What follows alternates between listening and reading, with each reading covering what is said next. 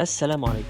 ده مفتاح الكعبة، تم صناعته في عهد الدولة المملوكية في القرن الثامن الهجري ال14 ميلادي، يعني عمره أكتر من 650 سنة.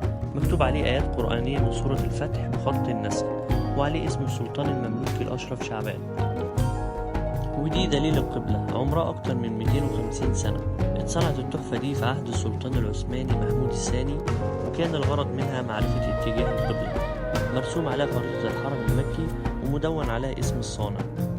السلام عليكم. ده مفتاح الكعبة، تم صناعته في عهد الدولة المملوكية في القرن الثامن الهجري ال14 ميلادي، يعني عمره أكتر من 650 سنة. مكتوب عليه آيات قرآنية من سورة الفتح بخط النسخ، وعليه اسم السلطان المملوكي الأشرف شعبان. ودي دليل القبلة، عمرها أكتر من 250 سنة. اتصنعت التحفة دي في عهد السلطان العثماني محمود الثاني، وكان الغرض منها معرفة اتجاه القبلة. مرسوم عليها خريطة الحرم المكي